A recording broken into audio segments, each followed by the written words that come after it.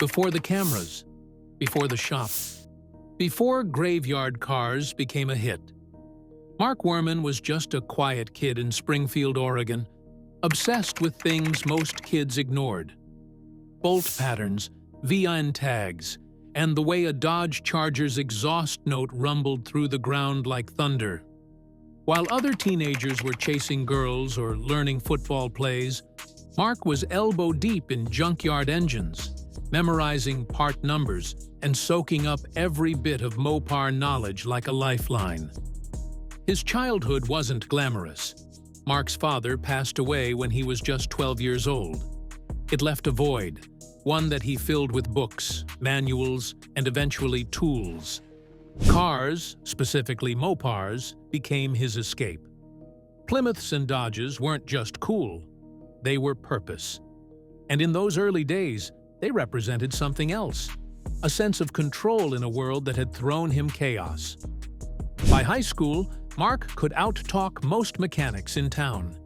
He wasn't just learning how engines worked, he was learning how every model, every trim, every VN from Detroit's golden age had a soul. A 1970. CUDA wasn't just a car, it was a timestamp of American history, and he believed every car told a story worth saving. But not everyone saw the beauty in rusted-out shells or sun-bleached fenders. Friends called them junk. Worman called them relics. And while others gave up on old cars, Mark started forming a vision. What if these Mopars could be brought back? Not just to running shape, but exactly how they left the factory. What if you could resurrect history? That idea, planted in a small Oregon town, would one day become the core obsession behind Graveyard Carz. In the early 2000s, Mark Worman wasn't on television. He was under fluorescent lights in a dusty shop on the edge of Springfield, chasing a dream that no one fully understood. He had a few wrecked Mopars, a stubborn vision, and barely enough money to keep the lights on. But what he lacked in budget, he made up for in obsession. This wasn't about flipping cars, it was about restoring souls on wheels, resurrecting Detroit's lost muscle, one bolt at a time. The first Graveyard Carz build wasn't glamorous. It was a totaled 1971 Plymouth CUDA, a heap of metal most shops would have scrapped. But Mark saw something else. He believed if you could bring a car like that back, flawless, numbers matching, down to the inspection marks, then maybe, just maybe, the past wasn't lost. That first project took months, countless hours, and nearly broke him financially. But when it was done, it looked like a factory time machine. Word got around, hardcore Mopar fans took notice. Mark wasn't just restoring, he was documenting, recreating factory specs so meticulously, historians started calling him for advice. What had started as a personal obsession was morphing into a movement. Graveyard Carz, the shop, became known as a place where Mopars weren't just repaired, they were reborn. But Worman knew he needed more than just tools. He needed a platform, something bigger to preserve these stories, something that would change everything. Television. Mark didn't go looking for a TV show. The idea came from a local producer who walked into the shop and saw something rare. Cars in pieces, staff bickering, and a man obsessing over whether a firewall bolt was original. It wasn't scripted, it was real. That authenticity, combined with Worman's encyclopedic knowledge and dry wit, sparked the idea for Graveyard Carz, a reality series that would follow the resurrection of the rarest Mopars ever built. When filming started, Mark was hesitant. He didn't care about fame. He cared about facts, paint codes, fender tags, the truth. But producers wanted drama, conflict, story arcs. And while the show grew popular, it also began pulling Mark in two directions. On one hand, it brought attention and money to the shop. On the other, it disrupted the purity of what he loved. There were deadlines now, scripts, fans expecting entertainment, not education. Mark struggled to balance it. While others in the shop joked or goofed around on camera, he worried about valve covers being dated correctly. Viewers came for the cars, but stayed for the chemistry. And Mark's perfectionism stood out. He wasn't acting, he was preserving. Each episode became a tug-of-war between the demands of TV and the integrity of his work. Still, the exposure gave Graveyard Carz global reach. Mopar purists, historians, and collectors now looked to Mark as the high priest of resurrection. But that spotlight came at a cost, and would soon put pressure on every relationship in the shop. Mark Worman doesn't restore cars, he recreates history. While other builders might swap in crate motors or take liberties with custom upgrades, Mark goes the opposite direction. Every nut, every bolt, every chalk mark has to match exactly how the car left the factory in 1969 or 1970. He tracks down original suppliers, decodes broadcast sheets, and even replicates overspray patterns on undercarriages. To outsiders, it's borderline insane. To Mark, it's non-negotiable. This obsession isn't for show. He once delayed an entire build for weeks over a missing inspection stamp under a rear quarter panel. He's been known to scrap and repaint an entire car if the color code doesn't perfectly match the original spray. And if a part isn't correct, he won't install it. He'll wait. Research. Dig through piles of catalogs and old dealership records until he finds what's factory correct. That level of commitment has earned him respect and criticism. Some fans worship his dedication. Others think it borders on madness. But Mark doesn't care, because for him, restoring a Mopar isn't just about muscle. It's about memory. It's about honoring the original engineers, the forgotten factory workers, the legacy of Detroit iron. But this obsessive accuracy creates stress on the crew, on timelines, and especially on Mark himself. While others settle for good enough, Mark pushes for the impossible. Because in his world, there's no such thing as close. There's only correct. Behind the polished cars and televised smiles, Graveyard Carz has seen its fair share of tension. At the center of it, Mark's unwavering demand for perfection. While the audience often laughs at the on-screen banter, those closest to the shop know it's not all jokes. Mark's high standards, his exacting attention to detail, and his insistence on historical accuracy have created rifts within his team. Some former crew members quietly left the show. Others had more public exits, often following disagreements over workmanship, quality, or attitude. Mark doesn't tolerate shortcuts. If a weld's off, redo it. If a part is reproduction, not original, pull it. For a mechanic just trying to get the car out the door, it can feel like micromanagement. For Mark, it's a line in the sand.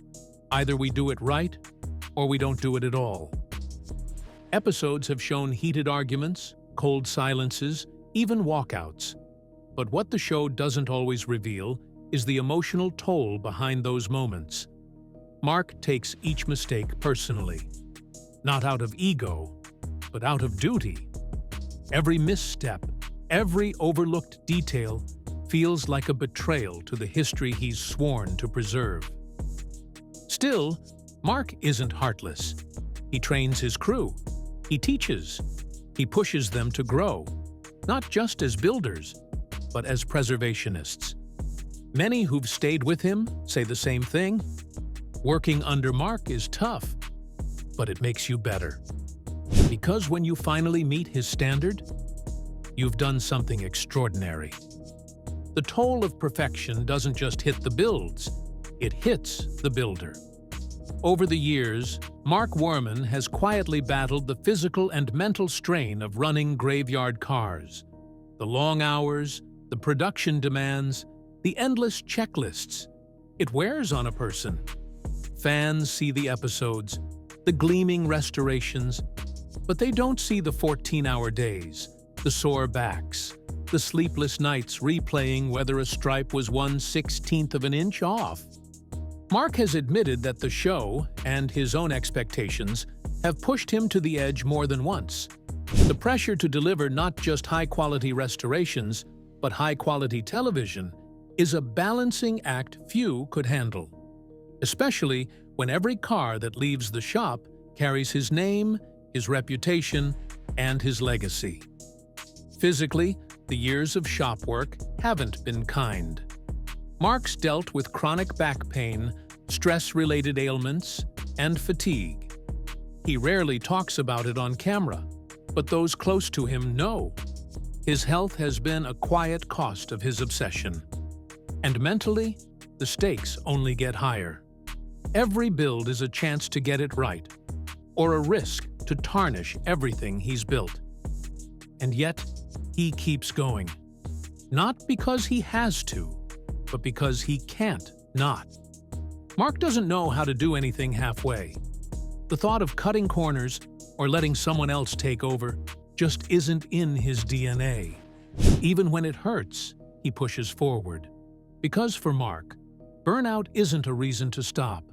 It's just another problem to restore. One of the most complex chapters in Mark's journey is the blend of business and blood, especially his decision to bring his daughter, Elisa Rose, into the Graveyard Carz world. At first, it seemed like a natural fit. Elisa had grown up around Mopars. She had the Worman eye for detail, and her presence added a unique layer to the show. But mixing family with high-pressure perfection, it wasn't always smooth. Mark holds his family to the same high standards he holds himself.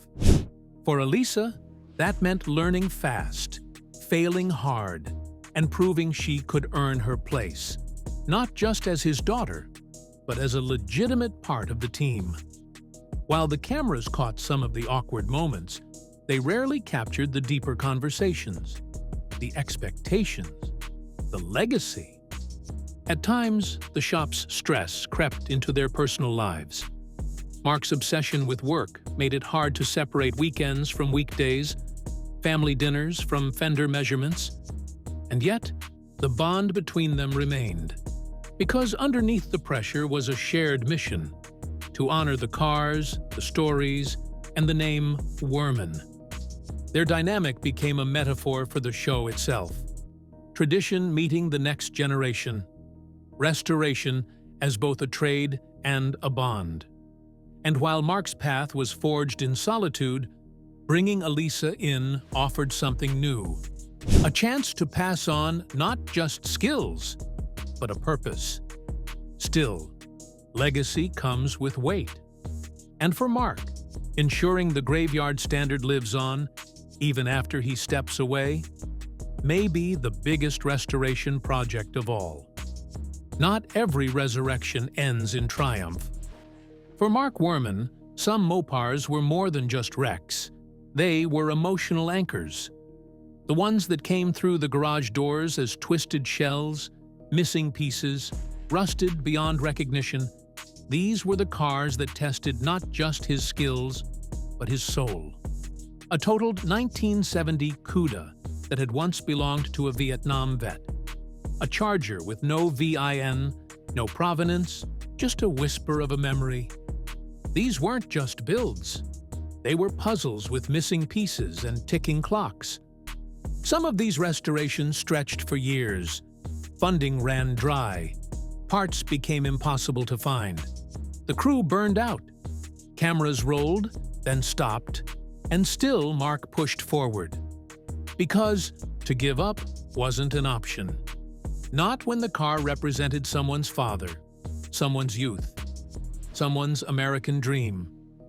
There were moments, off camera, when even Mark questioned if it was worth it.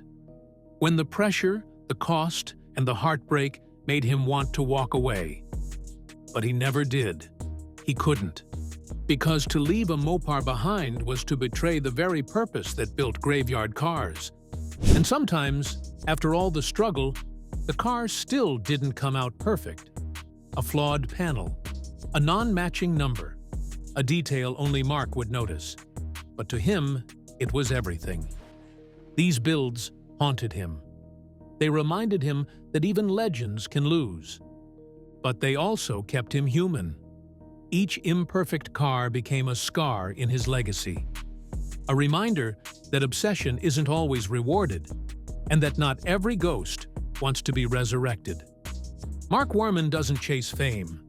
He never wanted to be a reality TV star. He didn't script the drama or seek the spotlight. What he did want was simple: to save history. Graveyard Carz wasn't born for ratings. It was born from reverence. Every bolt torqued to factory spec. Every sticker applied exactly as Chrysler once did. It's not just a process. It's a tribute. For Mark, Mopars are more than muscle cars. They're relics. They represent a time in America when craftsmanship mattered, when performance was raw, and when cars had character. He believes every vehicle that rolls out of his shop is a time capsule, preserving the sound, feel, and spirit of a bygone era. That's why he spends hours verifying paint codes. That's why he'll delay a build for a correct carburetor. It's not ego, it's duty.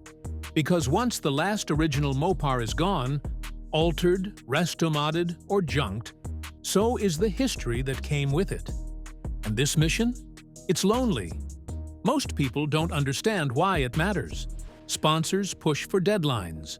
Fans ask for more drama. Crew members grow tired.